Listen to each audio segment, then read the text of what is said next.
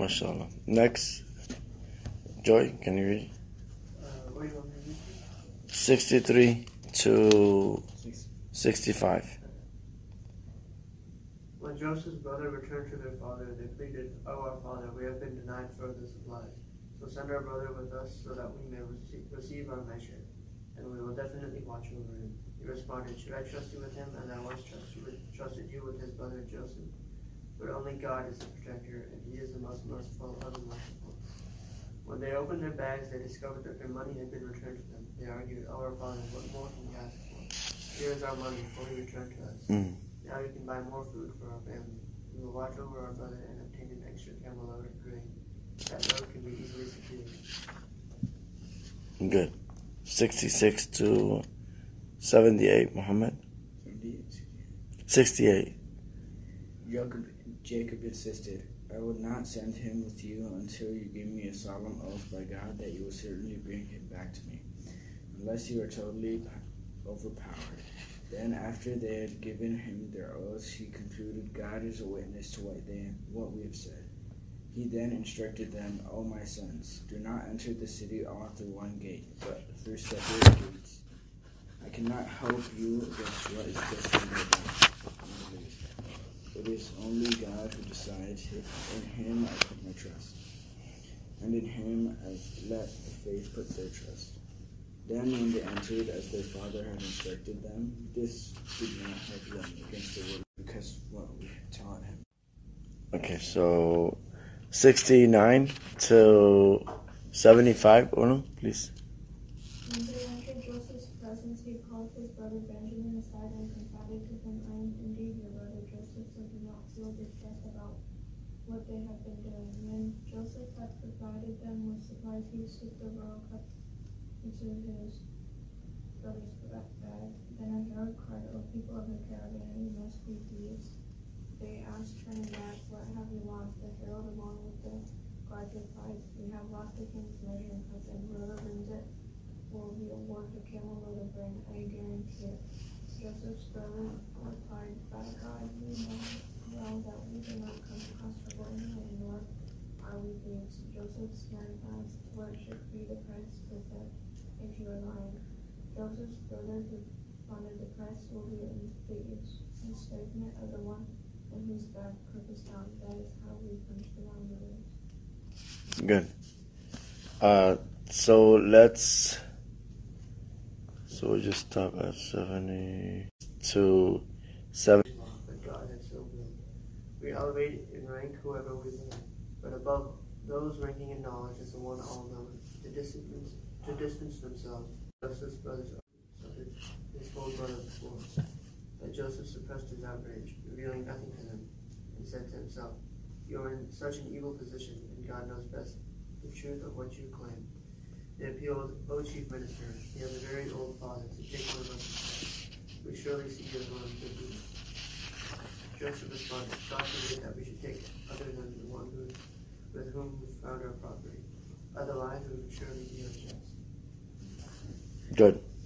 When they lost all hope in him, they spoke privately. The eldest among them said, "Do you not know that your father had taken a solemn oath by God from you, nor how you failed him regarding Joseph before? So I am not leaving this land until my father allows me to, or God decides for me, for he is the best of judges. Return to your father and say, 'O our father, your son committed theft. We testify only to what we know. Yes, sir. We cannot guard against the unforeseen. Ask the people of the land where we were and the caravan we traveled with. They are certainly telling the truth.'" Good. Can you do me a favor, Muhammad? Can you get some more Quran, please? Alright, so we are in the story of the section where if we go back, right, this is what Tafsir is. If we go back, what happened in the second part of the story that we covered? So Yusuf alayhi salam was sent to prison, right?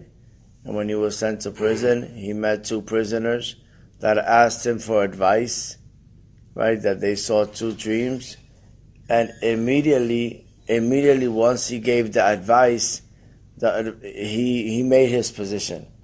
If you ask any person for advice, this is in life, you have to know why are you asking this person advice? What does this person is this person trustworthy? Is this person what do they know? Like what knowledge do they have?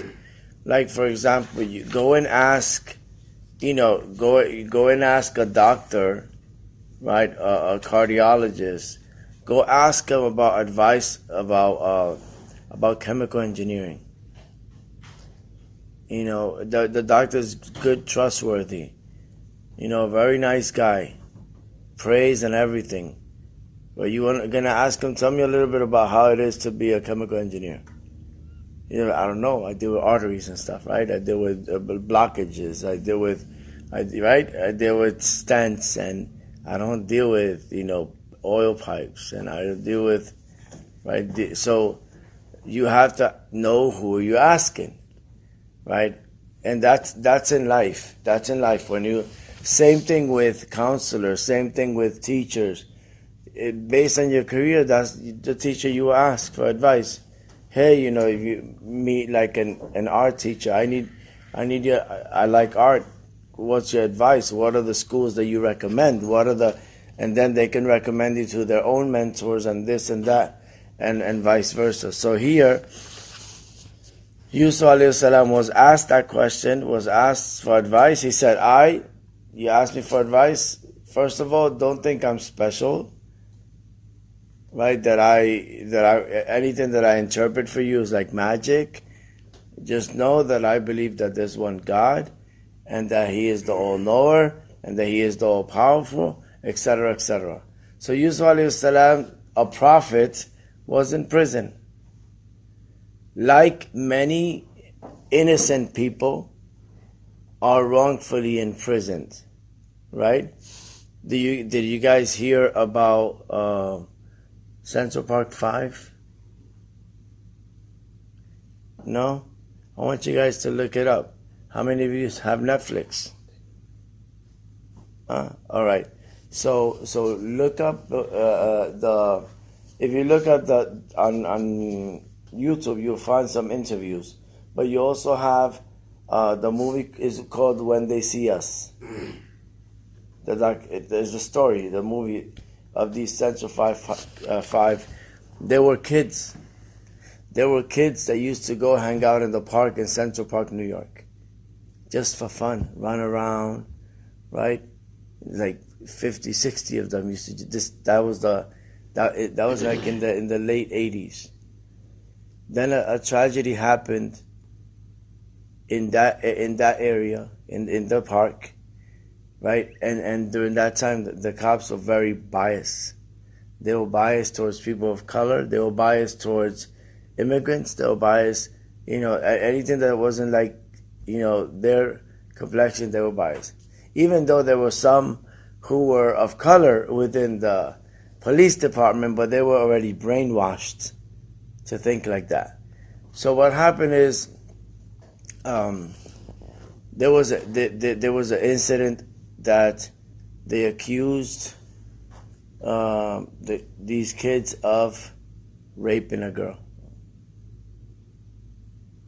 a woman.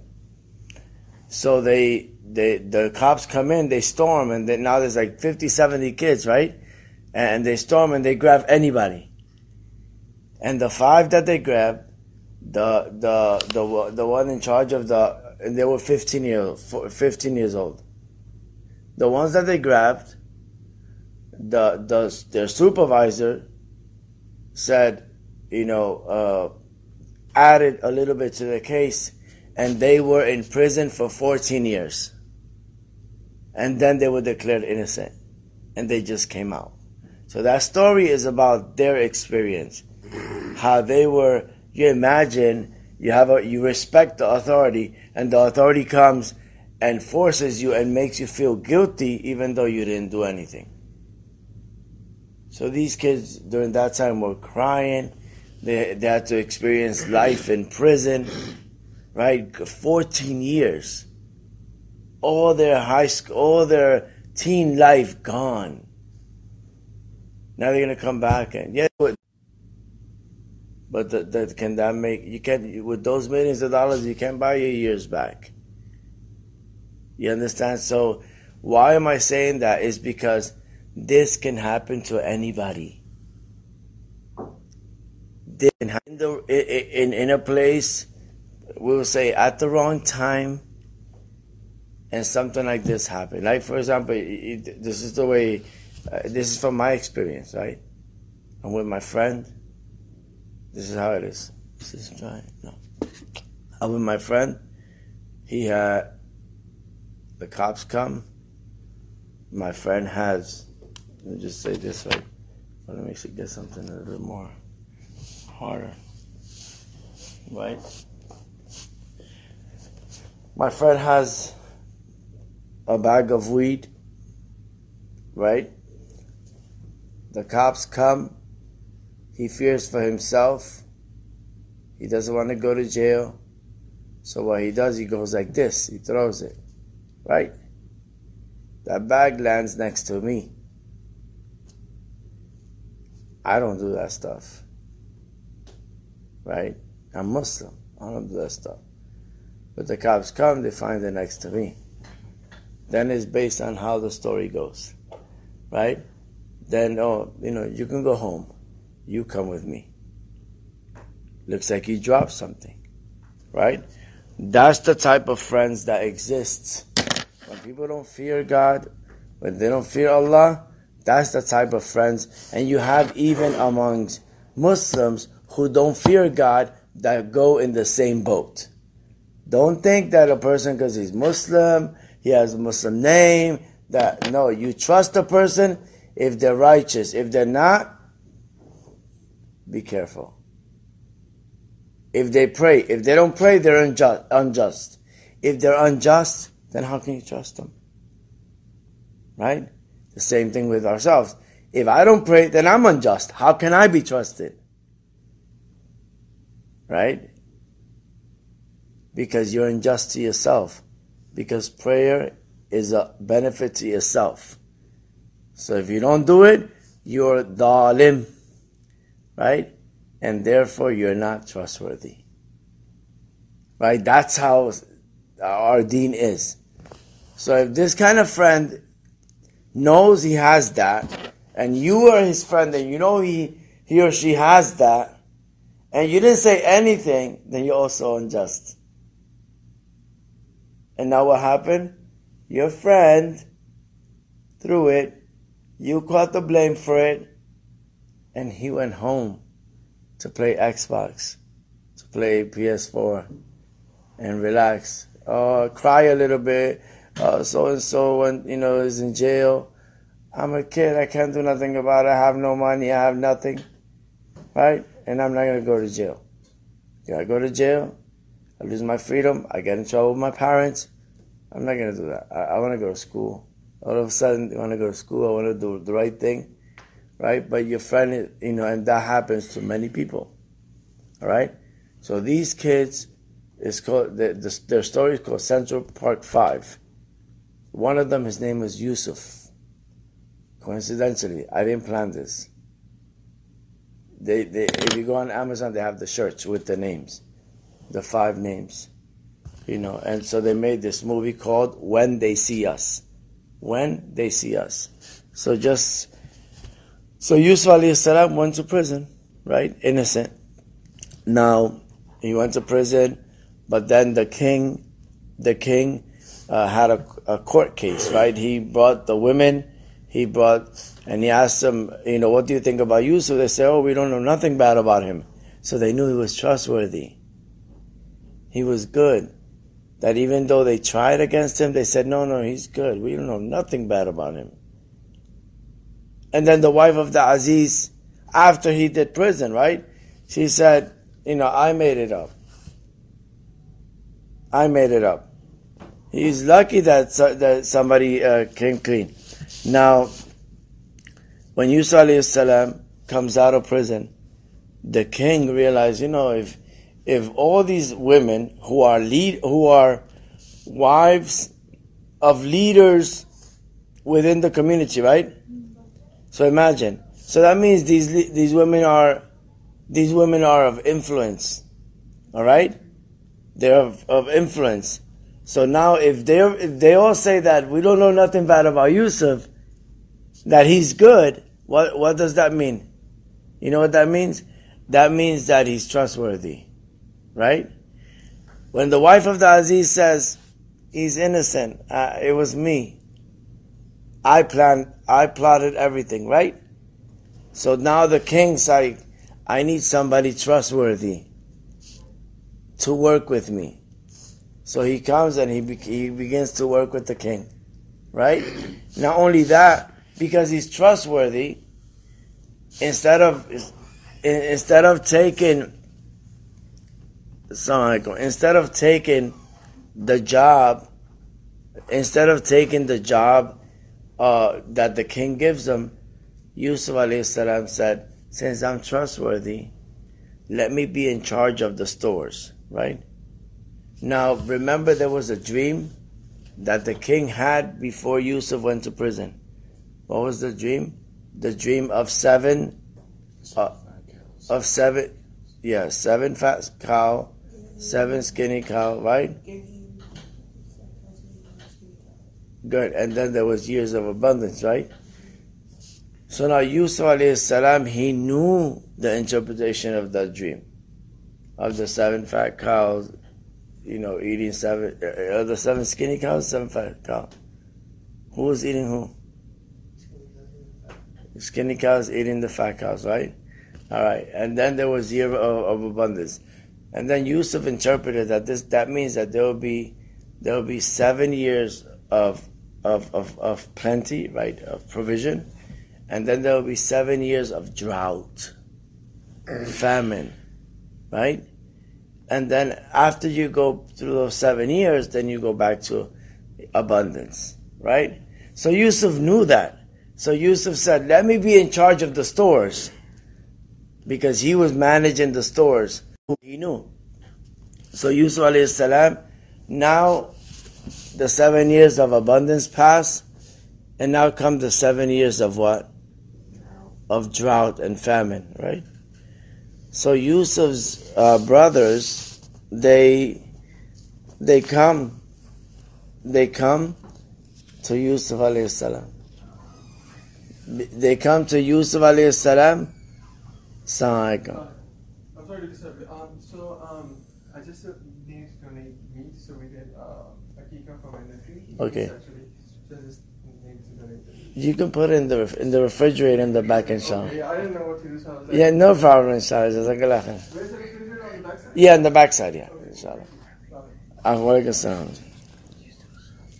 All right, bismillah. So let's focus. So Yusuf alayhi salam, right, when they came, he knew them, right? He knew them. He said,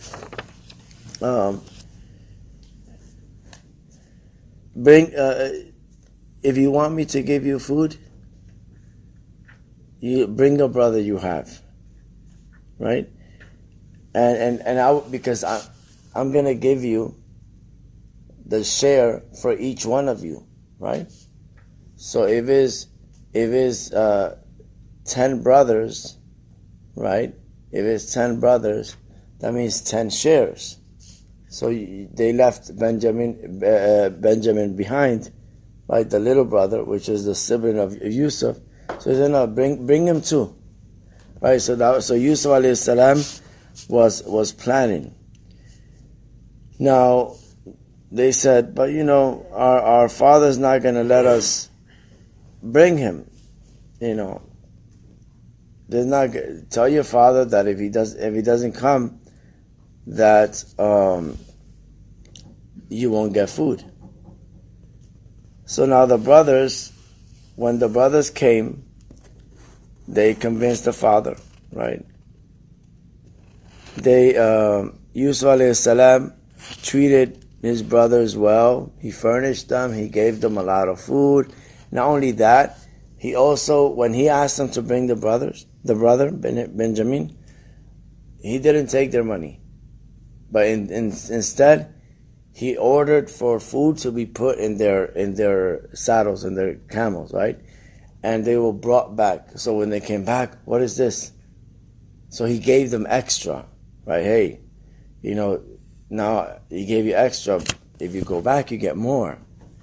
So he's trying to play, reverse psychology. So Yusuf alayhi salam gave him enough. And then when Yusuf alayhi salam asked him about the father, he said, oh, they're very aged, and the Yusuf alayhi salam planned to put. He wants to bring the Benjamin back, right?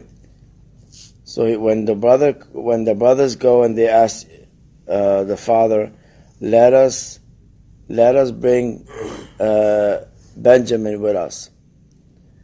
Yusuf alayhi salam ordered for a golden cup to be placed in Benjamin's bag, right? And Yusuf alayhi salam said, that somebody tried to steal the cup of the king, right? But before this, let's backtrack a little bit. Before this, when the brothers went to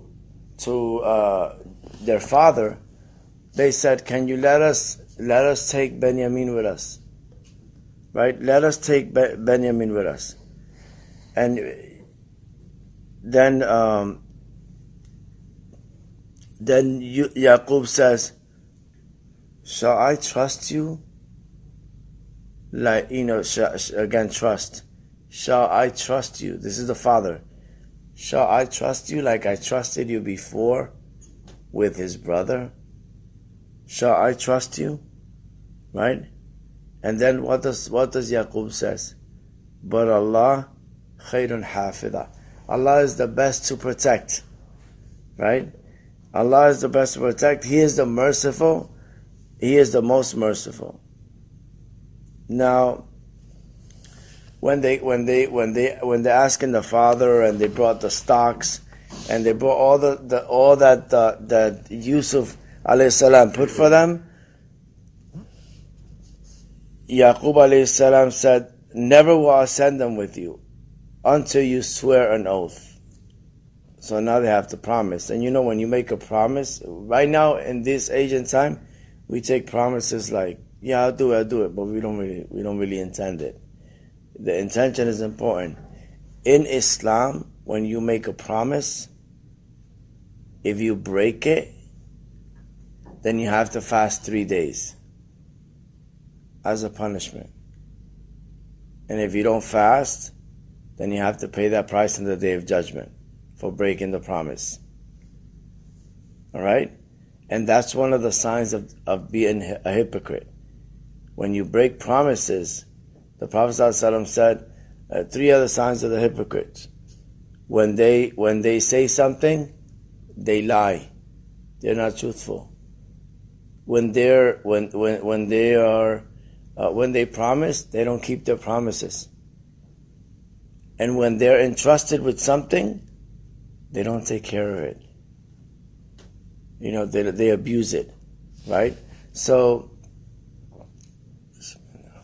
Yaqub alayhi salam is telling him, never will I send them with you until you swear a solemn oath to me in Allah's name that you will bring him back, right? Unless you yourself are powerless, right?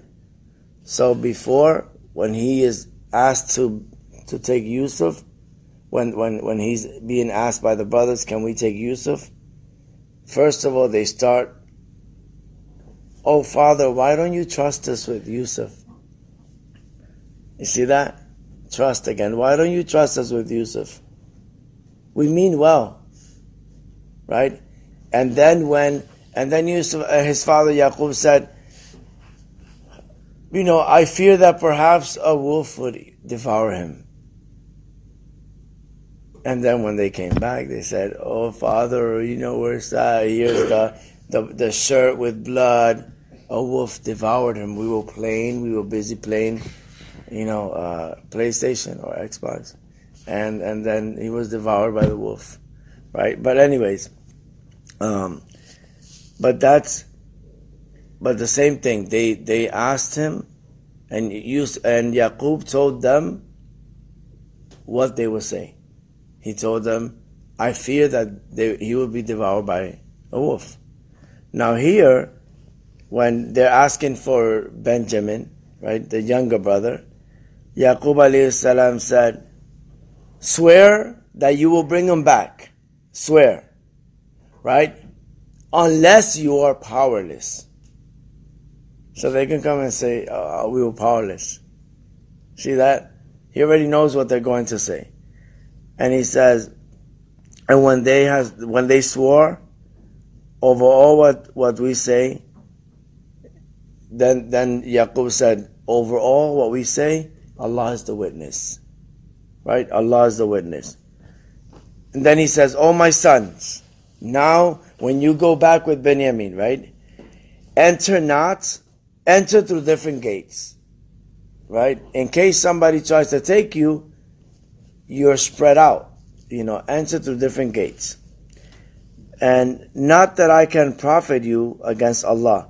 If Allah wants to cause you harm, you enter through all different gates, you'll still be harmed, right? None can command except Allah." And then Yaqub says what? "In him I put my trust. And let all who trust put their trust in Allah. In him I put my trust." And when they entered the way their father enjoined, right, it did not profit them in the least. It served only to satisfy, even though Yaqub wasn't with them, it still satisfied his heart that the sons, even though they were not physically together, just because they obeyed, it brought some satisfaction that we can't see to the heart of the father. For he was, by our instruction, full of knowledge and experience. When the 10 brothers returned, they found, so Yaqub alayhi salam,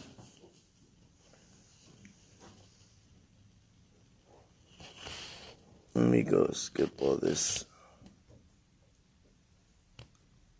When they came to Yusuf alayhi salam's presence, and they stayed with him, he said, "Behold, I am your brother. Grieve not aught of their doings, about what they're doing." At length, when he had furnished them for their provision for them, he put the drinking cup into the brother's saddle. This is the Quran. And then he shouted, "O caravan, O thieves," they said, "What is it that you miss?" "We miss the cup of the king. And then for him who produces it is the reward of a camel load." So that's extra provision. So you have 10 camels, right? Or 10 brothers, right? Or 10 brothers, right? And Yusuf is the 11th. 10 brothers. 11 brothers. 10, and Benjamin is the 11th, and Yusuf is the 12th, right? Because it's the Asbat, the 12 sons of Jacob. But now you get an extra load. You went back to get Benjamin so that you can get his load, right? An extra load for the family. Now whoever finds the cup will get an extra camel's load, right? So that's 12 loads. That's 12 loads. And he said, "I promise that you, whoever brings the cup back, by Allah."